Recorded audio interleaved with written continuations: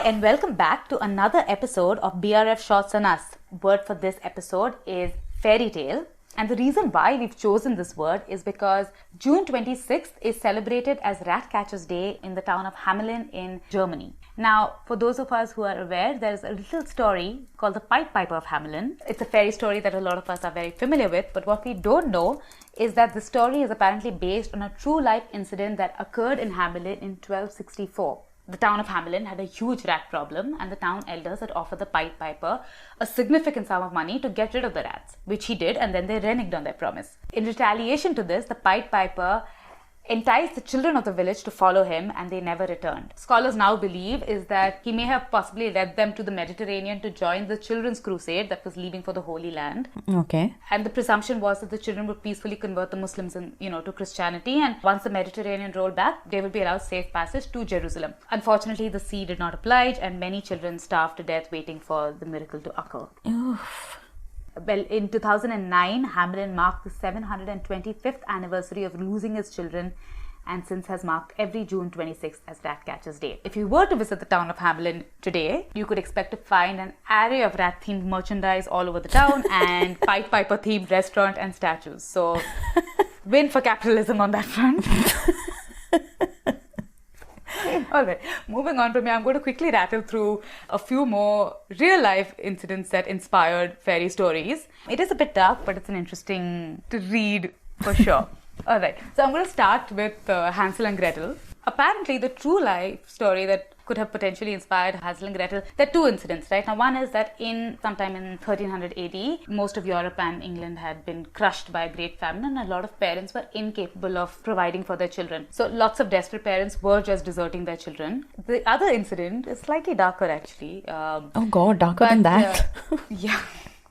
So, it could potentially be based on the famine of the 1300s, or it could be based upon the story of this baker in the 1600s, Katharina Schraderin, who concocted such an amazing recipe for a gingerbread cookie. Jealous male baker accused her of being a witch, and she was then thereafter driven away from town, and a posse of angry neighbors hunted her down, brought her back, and burnt her alive in her own oven. Ouch. What? Yeah. It's amazing how these stories have become bedtime tales for children, but there are a bunch of these, and I'm going to rattle through two more. What's the moral of that bedtime story? Don't make amazing gingerbread cookies. Don't be really good at anything.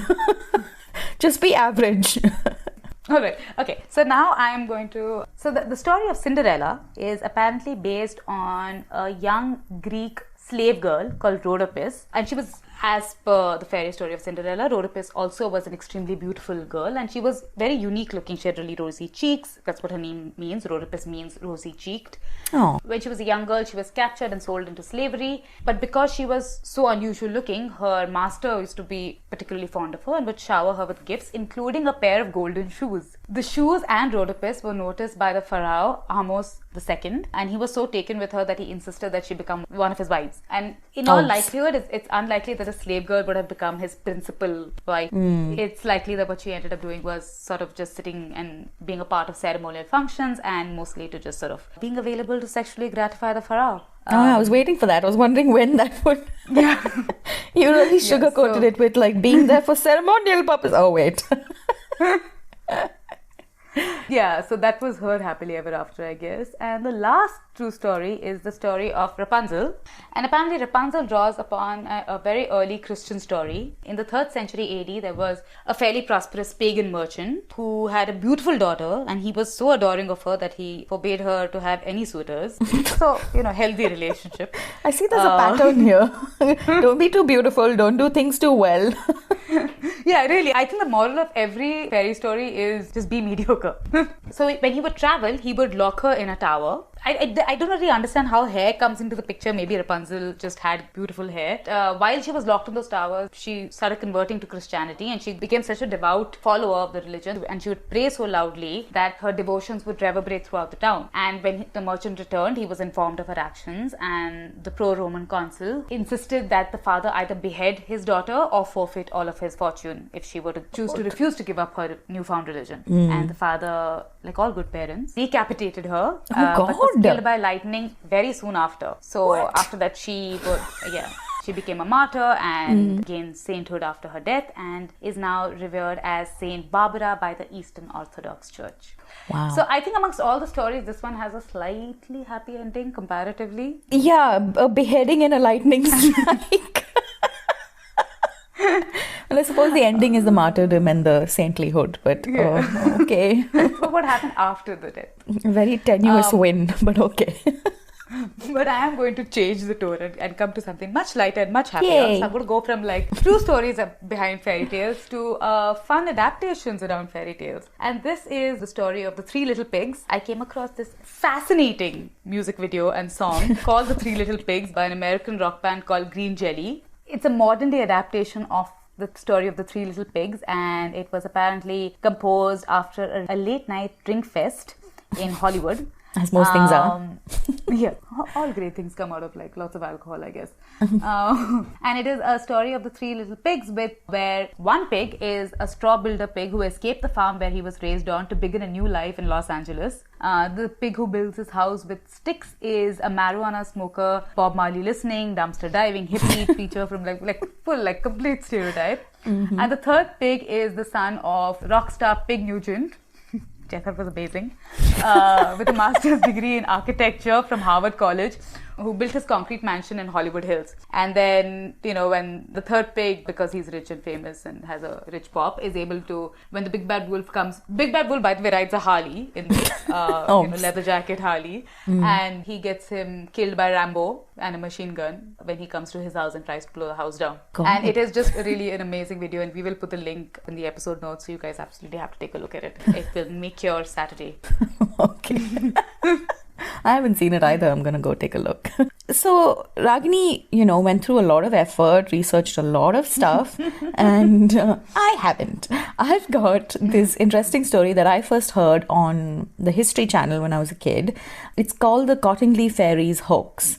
And it's basically where these two little girls, well, one not so little, one was 16 and the other was 8 or 9, in West Yorkshire, in a place called Cottingley Glen. Their names were Elsie Wright and Frances Griffiths, and their claim to fame is that they took photographs of themselves interacting with fairies. Fairies as in like Thumbelina-sized Tinkerbell-looking creatures, but with the aesthetic sensibilities of 1920s England. So they had like longer dresses and more demure and not a mini skirt, I guess. So there were 5 photographs in total that they took. They took initially 2 photographs, and this caught the attention of none other than Arthur Conan Doyle. Oh, wow. Yeah. So he apparently, I didn't know this, but Doyle had a really intense interest in the supernatural and the spiritual world. And he came from a family who were fascinated by fairies, coincidentally. Apparently, his artist uncle Richard was famous for his fairy illustrations, and they were also sketched by his father Charles. So Doyle wrote this article for Strand magazine, and he included these 2 photographs and talked about Elsie and Frances's pictures, and he anonymized them. He called them something else. But that's where it really took off. So the general public then demanded, obviously, more proof, because you want more proof of something that could clearly not exist. And so Edward Gardner, who was a leading theosophist, he was also fascinated by fairies. I mean, all these people with their interest in fairies.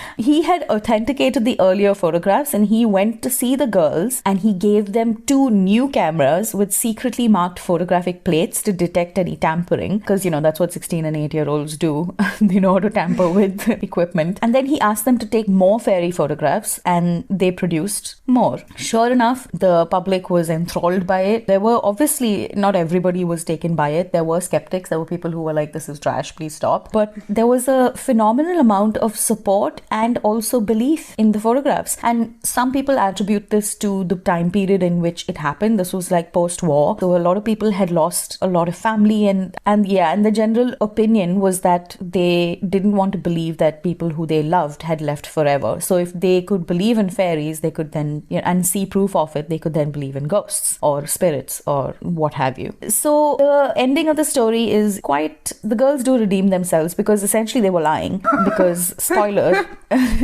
they weren't real photographs. So apparently in 1983, Elsie, who is the older of the two, Frances had passed away by then. Elsie wrote to a photographic journalist called Geoffrey Crawley, and he had apparently written a series of articles in the British Journal of Photography about, quote, that astonishing affair of the Cottingley fairies. And so she sort of liked his style, I guess.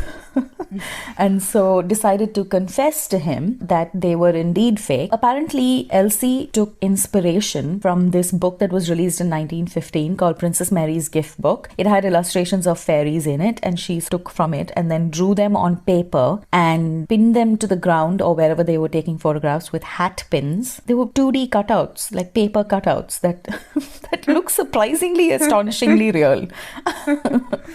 So what started out as just playing by the beck, which means stream in the local dialect, turned into this international phenomenon. And I wanted to end the story with the letter that she wrote. It was written in 83, and you can tell it's almost like it was from a different era because of the language that is used and the phrasing. But this is what she wrote to Mr. Crawley. Thank you for your letter revealing so much depth and understanding of the pickle Frances and I got ourselves into on that day back in 1916, when our practical joke fell flat on its face, when no one would believe we had got pictures of real fairies.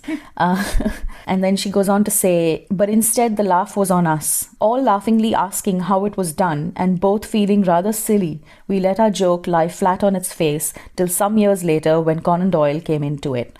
My dad said, really, you must tell right now how you got those photos. So I took Frances inside for a serious talk, as the joke had been my own invention. But she begged me not to tell, as the Strand magazine had brought her so much teasing at school, and I was also feeling sad for Conan Doyle.